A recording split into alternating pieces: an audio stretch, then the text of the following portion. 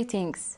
It's Thursday, 19th December, 10:30 p.m. viewers. You're still watching us on ERi-TV, presenting you the domestic and international news prepared for this session live from our headquarters of Asmara. Is me, Hermela Gurmai, inviting you to join us on our tonight's news broadcast. Let's start with the major headlines. President Isaias Afwerki met and held talks with Algerian delegation. Seminar for nationals in the Netherlands.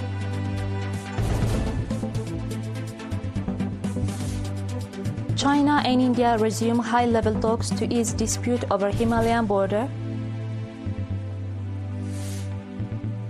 And China calls for all necessary actions to reach ceasefire in Gaza. In our detailed domestic news, President Isaias Afwerki met this morning at Adahalo with an Algerian delegation led by the Minister of Higher Education and Scientific Research, Mr. Kamel Bidari. Mr. delivered a message from Algerian President Abdelmadjid Tebboune to President Isaias regarding the enhancement of cooperation and partnership between the two sisterly countries. Noting the long-standing and profound historical ties between the peoples of Eritrea and Algeria, President Isaias underlined the mutual benefits of robust bilateral cooperation and partnership in various sectors. In a statement to the Eritrean news agency, Minister Kamel Bidari added that cooperation in higher education and scientific research will be vigorously pursued within the broader framework of promoting all-rounded bilateral ties. The Algerian minister further expressed his deep appreciation for Eritrea's perspectives on addressing Africa's daunting challenges. The meeting was attended by Mr. Osman Saleh, Minister of Foreign Affairs.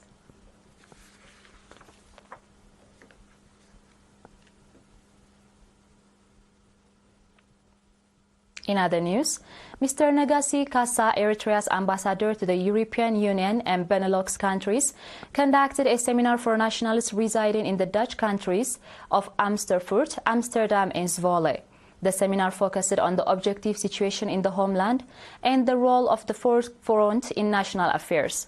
Ambassador Negasi noted that despite the region being mired in internal conflicts and external interferences, the people and government of Eritrea are engaged in development activities while ensuring internal peace and stability. He urged members of the Fourth Front in the diaspora to strengthen their organizational capacity and actively participate in national development drives. Ambassador Negasi also emphasized that the government of Eritrea is pursuing policies aimed at building a stable and cooperative neighborhood. Mr. Kebra Abtawalde, Eritrea's consul in the Netherlands, provided a detailed briefing on consular services. Mr. Issa Manasseh, Head of Public and Community Affairs, briefed participants on the activities and organization of national associations, including the establishment and expansion of associations and the strengthening of existing ones.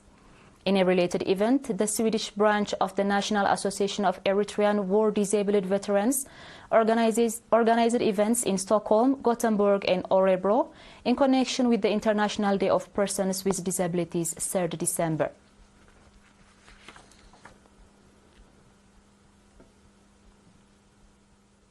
In other news, the National Union of Eritrean Youth and Students branch in Ginda subzone has provided vocational training to 136 youths, including 85 females, on administration and leadership. Mr. Salahaddin Ali Jami', head of the union branch in the subzone, stated that the theoretical and practical training is part of ongoing efforts to develop the overall capacity of the youth and enable them to become self-supportive and productive members of the society. He urged the trainees to demonstrate excellence in their workplaces and serve as exemplary role models for their peers. Mr. Saleh Ahmed, Head of Organizational Affairs at the Union branch in the Northern Red Sea region, emphasized that equipping the youth with skills and strengthening their organizational capacity are priority tasks for the Union. Mr. Omar Yahya, administrator of the subzone, highlighted the importance of the training program in developing the skills of the youth and expressed the readiness of the subzonal administration to contribute to these efforts. Mr. Dejan Gabru, secretary of the PFDJ in the subzone, noted that investments in youth developments are yielding commendable results and called for reinforced participation from all concerned institutions.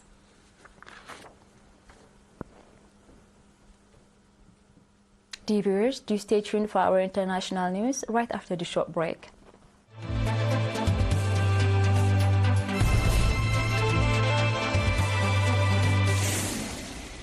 Welcome back. China and India agreed yesterday to work on easing their long-running border dispute as the two Asian giants resumed a formal high-level dialogue for the first time in 5 years. Chinese Foreign Minister Wang Yi and India's National Security Advisor Ajit Doval met in Beijing yesterday, the first time they held formal talks at their country's special representatives on border issues since late 2019. The meeting follows an agreement the two countries reached in October on military disengagement and patrolling arrangements along parts of their contested border, where the two nuclear-armed rivals have engaged in a tense standoff since a deadly clash in 2020. A statement from China's foreign ministry said Wang and Doval reaffirmed their commitment to seek a package of solutions to the border dispute that were fair, reasonable and acceptable to both sides. They vowed to continue to implement the disengagement agreement and emphasized that the dispute should be handled properly to avoid impacting the development of bilateral ties. The two officials also agreed to strengthen cross-border exchanges, including the resumption of trips by Indian pilgrims to Tibet, cross-border river cooperation and border trade at Natula, a mountain pass in the Indian state of Sikkim, according to the statement.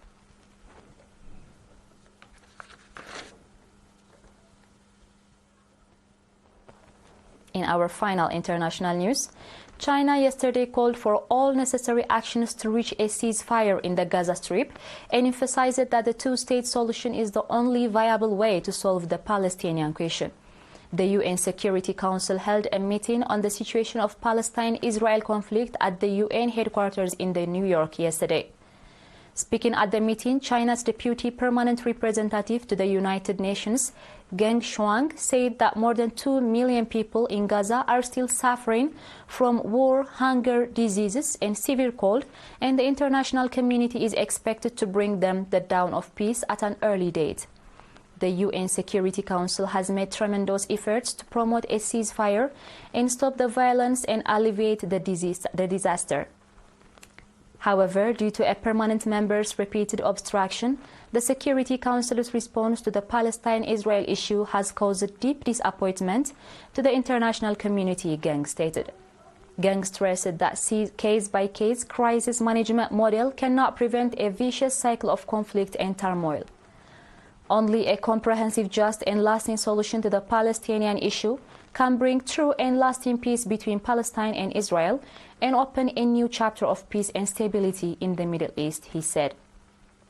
China is willing to continue to work with the international community to make unremitting efforts to reach the ceasefire, restore regional peace, and achieve a comprehensive, just and lasting solution to the Palestine issue as early as possible, Geng stated.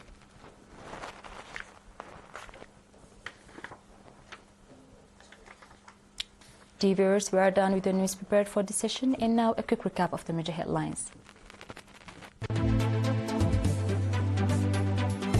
President Isaias Afwerki met and held talks with Algerian delegation. Seminar for nationals in the Netherlands.